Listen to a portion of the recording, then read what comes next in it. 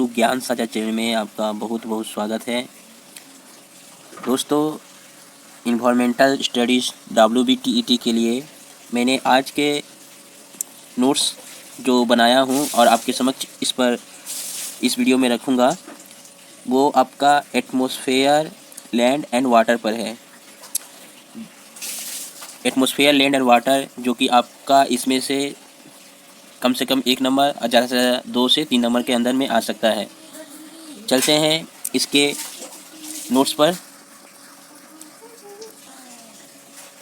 Video start करने से पहले मैं आप लोगों को बतला देता हूँ, ये जो आप देख पा रहे हैं वाटर, लैंड एंड एयर, ये वेस्ट बंगाल के टेक्स्ट बुक इंग्लिश मीडियम के जो चैप्टर है उसका मैं PDF प्रारूप आपको यहाँ पर दिखला रहा हूँ। इसी से संबंधित मैंने नोट्स बनाया हूँ और आपके समक्ष रखूँगा। यहाँ पर आपका कुल 9 पेज है।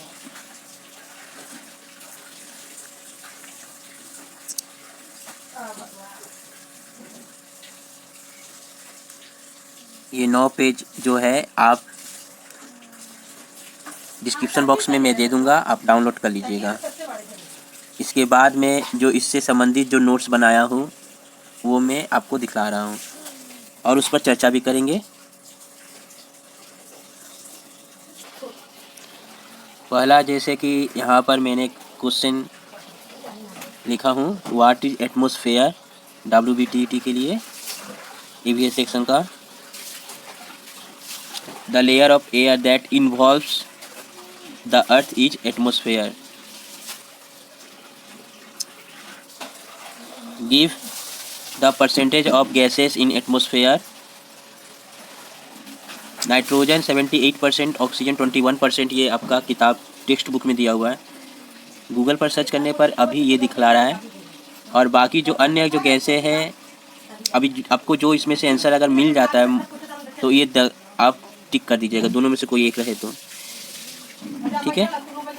अन्य गैसें जो है argon, methane, hydrogen, helium, ozone, carbon, ये सब मिलाकर नेट गूगल के हिसाब से मैं 0.03 हो गया और ये जो है 0.93% दिया हुआ है।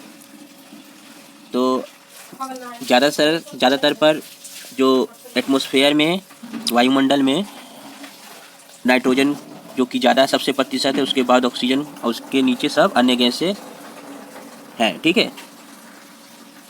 अब इसके बाद जो आती है आपका जो एक वायुमंडल का स्तर है, सबसे पहले ट्रोपोस्फेयर, नीचे धरती से, उसके बारे में मैं यहाँ पर नोट्स बनाया हूँ। Troposphere is the layer of atmosphere adjacent to ground surface and extending up to about 60 kilometres. Clouds, storms, rain and other events यहाँ होते हैं। Related to weather originate in this layer as it has suspended water droplets and dust particles in it। जल का अभाव रहता है धूल का ज़्यादा रहने से, और यहाँ पर घटनाएं जो होती है कि बिजलियों का कड़कना, बादल का बनना, ये और उसके बाद वर्षा होना, इस ट्रोपोस्फेयर के मंडल में होते हैं। और ये धरती से 16 किलोमीटर के हिसाब से इसे मापा गया है। Layer of the atmosphere adjacent to ground से। अगला बढ़ते हैं, स्ट्रेटोस्फेयर।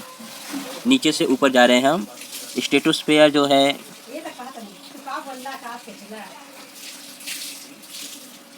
अबव द ट्रोपोस्फेयर के ऊपर जो है lies the stratosphere and it extend रफली up to 50 kilometre in the atmosphere. Jet planes fly through this calm zone of the atmosphere at a height of about 20 km to 25 km. In this layer there is a layer of ozone sphere. This layer protects off from the harmful ultraviolet rays coming from the sun towards the earth. जो stratosphere है troposphere के 50 kilometre के ऊपर तक है, और इसमें क्या है कि जेट प्लेन्स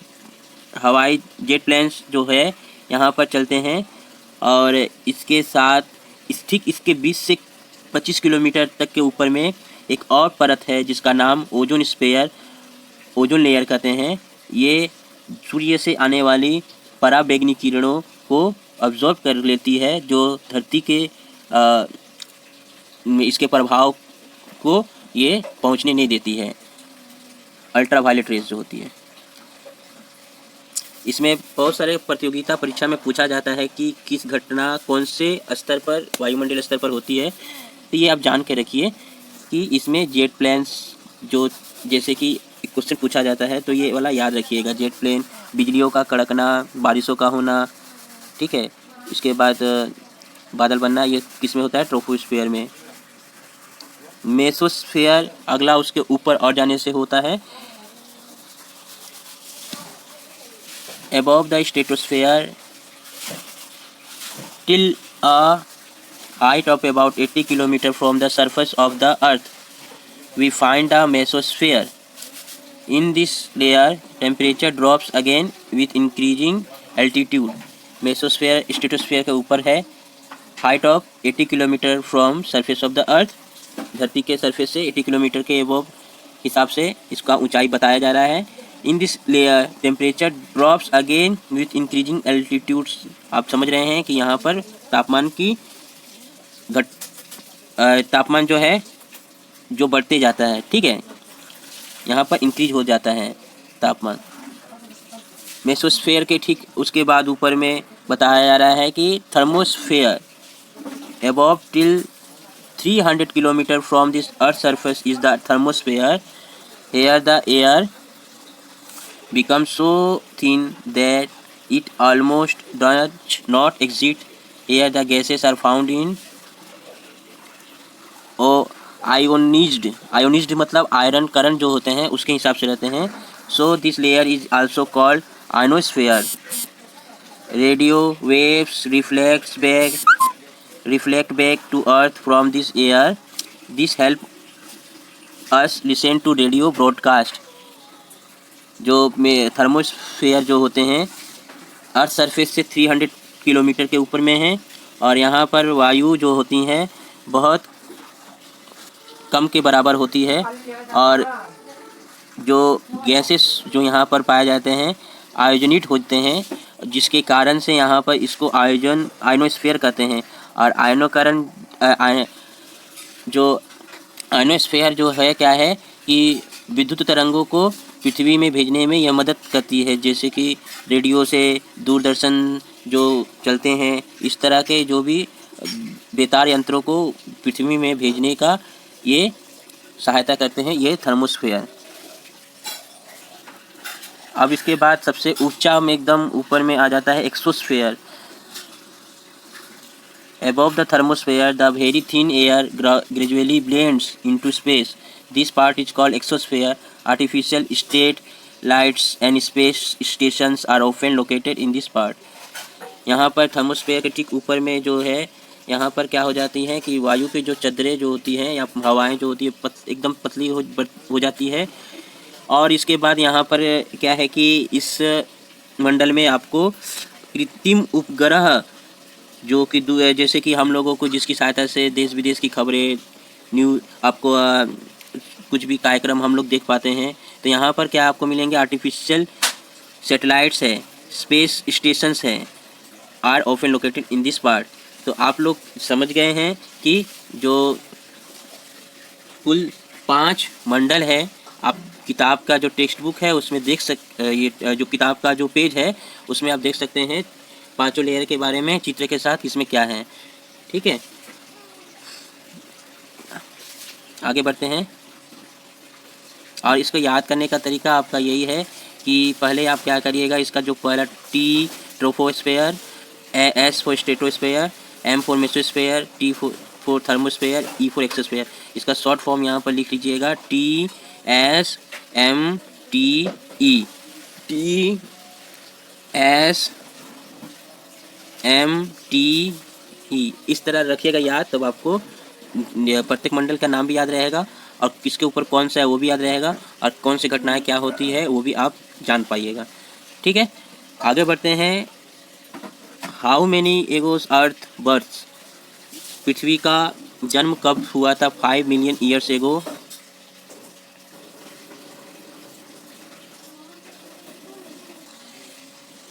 उसके बाद जो है अब आ जाते हैं ऊपर, तो हो गया खगोल के बारे में। अब हम लोग पढ़ेंगे भूगोल के बारे में, यानी थल के बारे में। एटमॉस्फेयर हो गया, अब हम लोग पढ़ेंगे थल के बारे में। यहाँ पर जो जो आप देख पा रहे हैं, ये भू पृथ्वी का भूपटल जो है, पृथ्वी का आंतरिक भाग है, इस जो इंटीरियर पार्ट्स है उसके बारे में बतलाया गया है। ये जो आप पृथ्वी को इंटीरियर पार्ट्स के अनुसार यहाँ पर देख पा रहे हैं, 4 भाग किया गया है। पहला जो धरती का ऊपर वाला भाग है, क्रस्ट, जो भूपरत है, जिसपे पहाड़ है, मैदान है, ठीक है। ठीक उसके नीचे फिर क्या है, आपका शिला मंडल है, लिथोस्फेयर है, जिसपे आपको क्या है कि खनिज पदार्थ मिलते हैं। और ठीक उसके नीचे पर और मतलब अंदर में जाने पर आपको मेंटल ग्रू मंडल है। फिर और उसके अंदर जाने पर आपको मिलेंगे कोर, यानी केंद्र मंडल, ठीक है। 4 भाग किया गया है।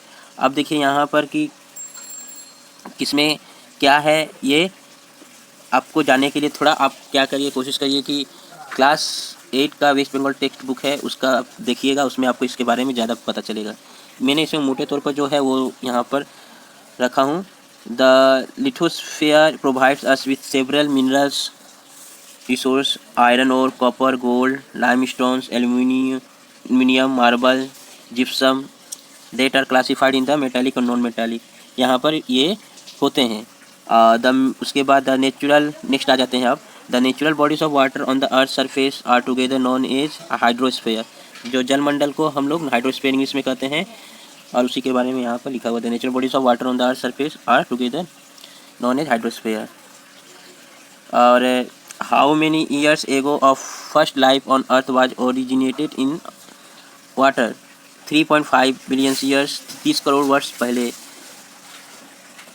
How many total water reserves on the earth? There are 97% of all the water on the earth is in the oceans, and the remaining 3% is distributing in rivers, lakes, glaciers and underground water reserves. 97% जो है आपका समुद्री पानी है, और 3% जो है आपका नदी, झील, बर्फीला और अंडरग्राउंडिंग वाटर जो है वो है, ठीक है। अब है next, what is hydrological cycle? जो जल चक्र हम लोग पढ़ते हैं वो क्या है? The cyclic movement of water through the phases of nature is called the water cycle और हाइड्रोलॉजिकल साइकिल। जल चक्र आप लोग पढ़े भी हैं, जानते भी हैं। What is called Pangaeas and Panthalassa? Pangaea और पैंथालासा क्या है? There was on huge integrated landmass or mother continent called the Pangaea 2 to 5 million years, यानी 50 करोड़ वर्ष पहले क्या था, धरती जो था एक जगह सभी महादेश जुड़ा हुआ था। फिर उसके बाद क्या हुआ?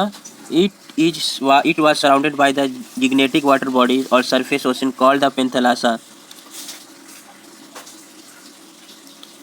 इसको कहते थे क्या? इस पूरे बॉडीज चारों तरफ जल भाग से ये फैला हुआ था और महादेश, इसको कहते हैं पेंथालासा। और फिर क्या हुआ? पेंजिया, फिर क्या हुआ? Started breaking off about 200 million years ago, मतलब 20 करोड़ वर्ष पहले क्या हुआ था? ये धीरे धीरे महादेश आपस में से अलग होते गए, जैसे जैसे ठंडा होते गए वैसे वैसे क्या है कि ये अलग होते होते एक महादेश बन गया।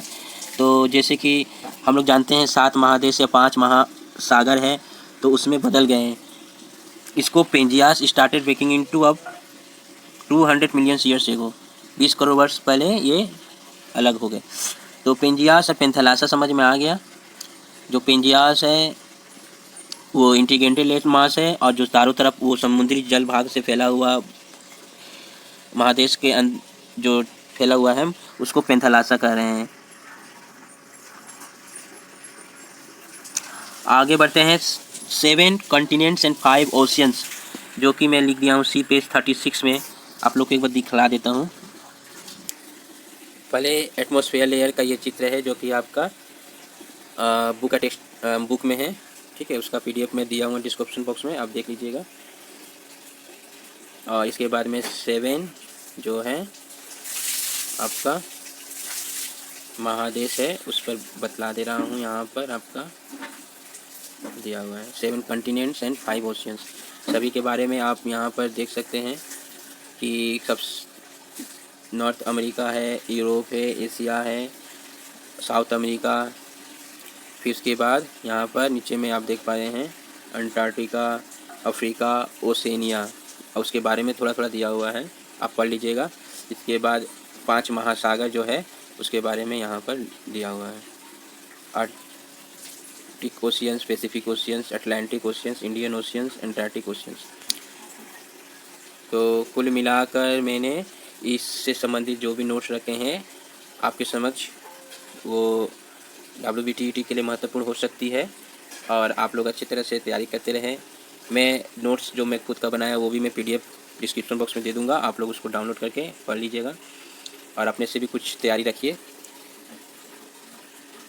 आशा करता हूँ आपको अच्छा लगा हो, तो ज़रूर से ज़रूर वीडियो को लाइक, चैनल सब्सक्राइब और शेयर करना ना भूलें। पूरे वीडियो को देखने के लिए आप सभी का बहुत बहुत धन्यवाद।